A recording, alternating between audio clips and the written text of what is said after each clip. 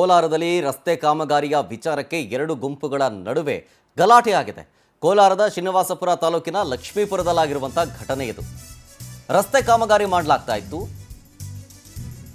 ಈ ರಸ್ತೆ ಕಾಮಗಾರಿಯನ್ನ ಹಂಗ್ ಮಾಡಿ ಹಿಂಗ್ ಮಾಡಿ ಅಂತ ಹೇಳೋರ ಸಂಖ್ಯೆ ಜಾಸ್ತಿ ಆಯಿತು. ಹಾಗೆ ಎರಡು ಗುಂಪುಗಳ ಮಧ್ಯೆ ಗಲಾಟೆ ಆಗಿದೆ.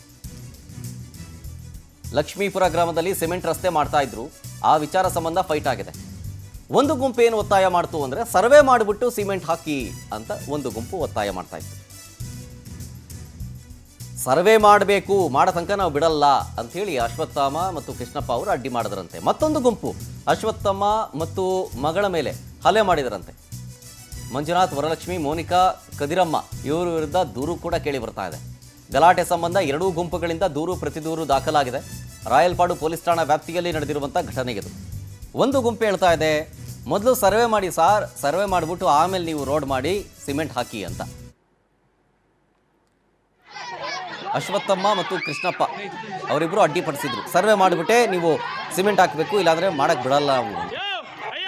ಸೊ ಅವ್ರ ವಿರುದ್ಧ ಮಂಜುನಾಥ್, ವರಲಕ್ಷ್ಮಿ, ಮೋನಿಕಾ, ಕದಿರಮ್ಮ ಮಾತಾಡೋದಕ್ಕೆ ಹೋಗಿ ಅದು ಗಲಾಟೆ ಟರ್ನ್ ಆಗಿದೆ. ಗಲಾಟೆ ಹಲ್ಲೆಗೂ ಕೂಡ ತಿರುಗಿದೆ ಅಂತ ಕಂಪ್ಲೇಂಟ್ ಕೊಟ್ಟಿದ್ದಾರೆ. ಈಗ ಎರಡೂ ಗುಂಪು ದೂರು ಪ್ರತಿದೂರು ದಾಖಲು ಮಾಡಿದ್ದಾರೆ.